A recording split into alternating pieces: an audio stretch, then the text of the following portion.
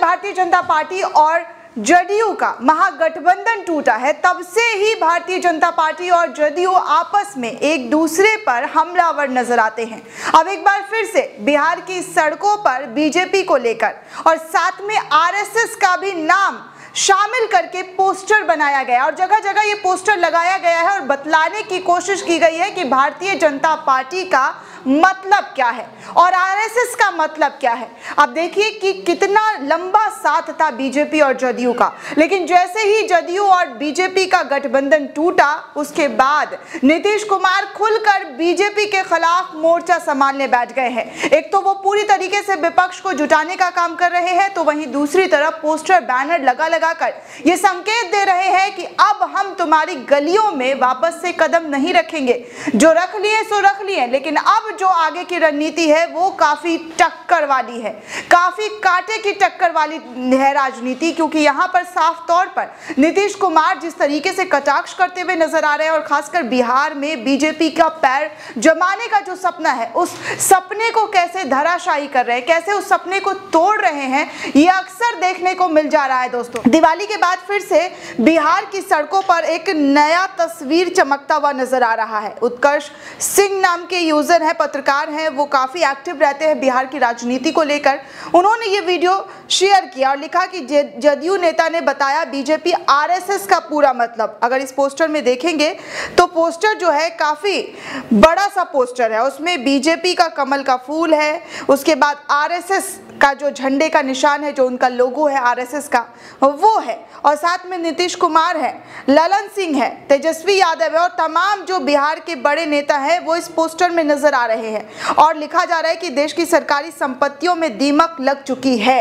ये सीधे तौर पर जदयू का जो कटाक्ष है वो बीजेपी पर है और आरएसएस पर है कि कैसे जो है देश की संपत्ति पर, राष्ट्रीय संपत्ति पर, सरकारी संपत्तियों पर दीमक लग गया है। और सीधे तौर पर एरो का निशान दे देकर लिखा गया, यहाँ पर बताया गया है। दोस्तों, मैं एक एक कर आपको बताती हूँ कि क्या कुछ लिखा है इन्होंने।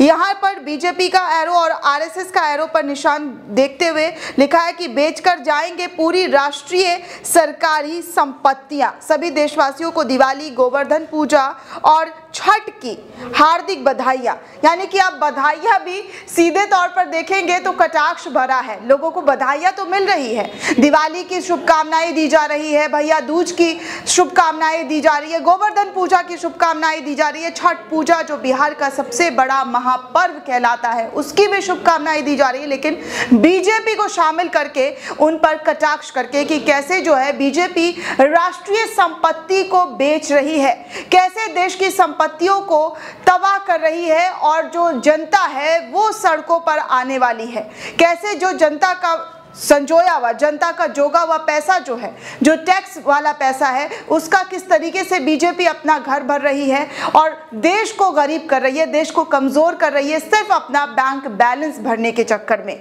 तो दोस्तों, आपको कुछ और भी तस्वीरें दिखाऊंगी कि कैसे जो है बीजेपी को लेकर ये आरोप लगे हैं कि उन्होंने क्या क्या चीजें बेची है। अक्सर आपने देखा होगा कि कभी बैंक बेचने का, कभी रेल बेचने का, तो कभी हवाई अड्डा बेचने का, इन तमाम चीजों का जो खबर है वो सामने आया कि कैसे बीजेपी इन तमाम चीजों को बेच रही है जहां पर उसको प्रॉफिट नजर आ रहा है। इससे पहले इतनी तेजी से इतना ज्यादा राष्ट्रीय संपत्ति कभी नहीं बेचा गया है। ये आरोप हमेशा विपक्ष के पार्टी की तरफ से लगाया गया और कई खबरें, दोस्तों, पेपर की कटिंग अगर देखेंगे, न्यूज चैनल भले ही आपको ये खबर नहीं दिखाएगा, ना ही बताएगा कि क्या कुछ बिक रहा है, लेकिन न्यूज़पेपर पर गाए बिगाए ये खबरें आ जाती हैं कि फलाने जगह पर फलाने शेयर्स जो है केंद्र सरकार ने बेच दिए, इस जगह पर इतना ज्यादा केंद्र सरकार ने जो प्रॉफिट था वो बेच दिया, प्रॉफिट कमाया वो उठाया वो बेच दिया। इस तरीके की तमाम खबरें जो है सामने आई। लेकिन आपको कुछ तस्वीरों पर, कुछ आंकड़ों पर नजर दौड़ाने की कोशिश करूंगी कि कैसे जो है कुछ आंकड़े और कुछ तस्वीरें जो है सीधे तौर पर बीजेपी पर सवाल खड़े करते हैं कि आखिर देश को ले जाना कहाँ जा रही है, ये नया भारत जो है वो कहाँ पर और किस नींव पर खड़ा होने वाला है। जब राष्ट्रीय संपत्तियां बेची जा रही है तो उसकी नींव कितनी खोखली होगी इस नए भारत में, ये सवाल पूछना जो है लाजिम बनता है दोस्तों, क्योंकि अगर हम सब कुछ बेच देंगे तो लोगों के पास रहेगा क्या, हमारे पास क्या रहेगा, हमारे देश में क्या बचेगा। जब सब कुछ पूंजीपतियों को बेच दिया जाएगा तो क्या हमारे हाथ में रहेगा, देश की जनता के हाथ में क्या रहेगा। जैसे जैसे चीजें बेची जा रही है वैसे वैसे विपक्ष सवाल खड़ा करना शुरू करने से जरा भी पीछे नहीं हटते हैं। वो बार बार जो है सीधे तौर पर कहते हैं कि भारतीय जनता पार्टी जो है भारतीय देश बेचू पार्टी बन चुकी है। अब देखिए दोस्तों, एक लिस्ट दिखाती हूँ। इस लिस्ट में क्या कुछ बेचने की खबरें छपी है। लिखा हुआ है दोस्तों कि नरेंद्र मोदी सरकार में 5.96 लाख करोड़ रुपए में निम्नलिखित चीजें बेची जा रही है। पहला, 25 हवाई अड्डे जो है वो बेच दिए गए।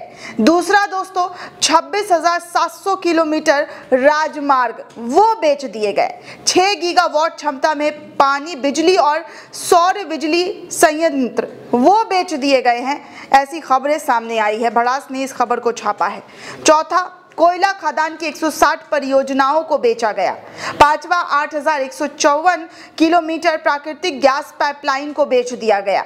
छठा, 2.86 लाख किलोमीटर टेलीकॉम फाइबर बेच दिया गया। सातवां, 14,917 टेलीकॉम टावर उसको भी बेच दिया गया। आठवां, 210 लाख मीट्रिक टन क्षमता के तमाम गोदाम जो है वो बेच दिए गए। 400 रेलवे स्टेशन जो है वो बेच दिए गए। और भी कई सरकारी संपत्तियों और जमीनों के बेचने की खबर जो है वो सीधे तौर पर बेचने की प्लानिंग चल रही है। अभी कुछ दिन पहले आपको याद होगा दोस्तों कि IDBI बैंक का शेयर जो है वो सरकार ने बेच दिया। इसकी खबरें भी सामने आई कि कैसे IDBI के शेयर्स को सरकार ने बेचने का प्लान और मन बना लिया है। कई ऐसे बैंक का जो है दोस्तों आपने खबरें सुनी होंगी कि जो बैंक है उनके शेयर्स को सरकार ने बेच दिया। उसके बाद आपको ये भी खबरें सामने आई थी कि अडानी ग्रुप्स को कई सारे एयरपोर्ट्स बेच दिए गए, लीज पर दे दिया गया। उसके बाद खबर ये आई कि प्लेटफॉर्म बेच दिया गया। उसके बाद खबर ये आई कि ट्रेन की जो संपत्तियां हैं वो बेच दी गई। तो इस तरीके की तमाम खबरें बार बार सामने से आ रही है कि आखिर देश में चल क्या रहा है। एक तरफ तो नया भारत और सबका साथ, सबका विकास, सबका विश्वास जैसा नारा दिया जाता है, तो दूसरी तरफ जो राष्ट्रीय संपत्ति है उसको धड़ाधड़ बेचने की जो कवायद है वो शुरू हो चुकी है। लेकिन नीतीश कुमार की जो पार्टी है जदयू और साथ में जो महागठबंधन की सरकार चल रही है RJD, वो तमाम लोग चाहते हैं कि नीतीश कुमार जो है देश के अगले PM बने। वो जो है अगले PM के तौर पर उनका नाम जो है सजेस्ट करे विपक्ष के नेता।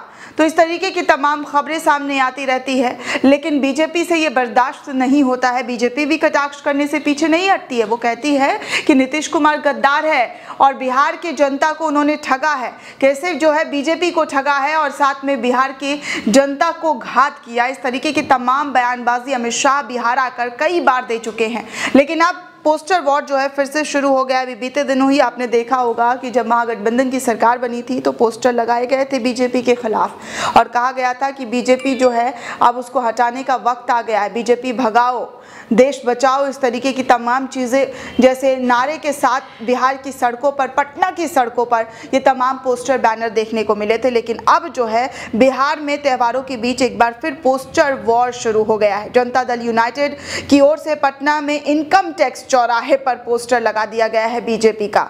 और पोस्टर के जरिए जदयू ने भारतीय जनता पार्टी और राष्ट्रीय स्वयंसेवक पर जोरदार हमला बोलना शुरू कर दिया है। जनता दल यूनाइटेड की ओर से लगाए गए पोस्टर में ऊपर महागठबंधन के दिग्गज नेताओं की तस्वीर दिखाई दे रही है। जैसा कि मैंने आपको पहले ही कहा था कि बड़े बड़े नेताओं की तस्वीर लगी है। इसमें सबसे पहले बिहार के मुख्यमंत्री नीतीश कुमार की तस्वीर है। ठीक उनके बगल में जदयू के राष्ट्रीय अध्यक्ष ललन सिंह की, फिर मंत्री विजय चौधरी, मंत्री अशोक चौधरी और उनके बगल में जदयू के प्रदेश अध्यक्ष उमेश कुशवाहा की तस्वीर है। और सबसे आखिर में जनता दल यानी कि राष्ट्रीय जनता दल RJD के नेता और बिहार के डिप्टी CM जो है तेजस्वी यादव की तस्वीर इस पोस्टर में लगी है। पोस्टर के जरिए दावा किया जा रहा है, इस पोस्टर में लिखा हुआ है कि भारतीय जनता पार्टी और RSS जो है वो पूरे देश की संपत्ति को बेच रही है। इसके अलावा पोस्टर के नीचे लिखा गया है कि जनता बेहाल, दीमक खुशहाल, दीमक भगाओ, नीतीश कुमार को प्रधानमंत्री बनाओ। दोस्तों आपको बता दें कि ये तमाम पोस्टर बिहार के चौक चौराहे पर लगी है, जहां पर भारतीय जनता पार्टी अपना पैर पसारने की पूरी कोशिश कर रही है। रैली पर रैली हो रही है, लोगों को लुभाने के लिए काम हो रहा है। जो आप देख रहे होंगे कि सभाओं को संबोधित किया जा रहा है। रविशंकर प्रसाद से लेकर तमाम बीजेपी के जो लीडर है वो इस मुहिम में शामिल है, लेकिन कहीं ना कहीं ये जो महागठबंधन की सरकार है इन पर भारी पड़ती हुई नजर आ रही है, क्योंकि बिहार में नीतीश कुमार और आरजेडी की महागठबंधन की सरकार है और वो इन लोगों को पैर पसारने के लिए हर तरीके से जो है इनके दाव को खत्म कैसे किया जाएगा इसका तोड़ निकाल कर बैठी है। तभी तो अब आप देखिए कि त्योहारों के मौसम में किस तरीके का पोस्टर वॉर चल रहा है, पोस्टर बैनर लगाकर कटाक्ष किया जा रहा है और देश को आगाह किया जा रहा है कि कैसे जो है संपत्तियां बेची जा रही है। इससे पहले तो महंगाई को लेकर प्रदर्शन हो ही रहा था, लेकिन अब एक नया प्रदर्शन इसमें ऐड हो गया है, वो है राष्ट्रीय संपत्ति बेचने का। दोस्तों आपको क्या लगता है, आपकी क्या राय है, हमें कमेंट सेक्शन में जरूर बताइएगा। साथ ही साथ नेशन 360 को ज्यादा से ज्यादा लाइक, शेयर और सब्सक्राइब करना बिल्कुल भी ना भूलें।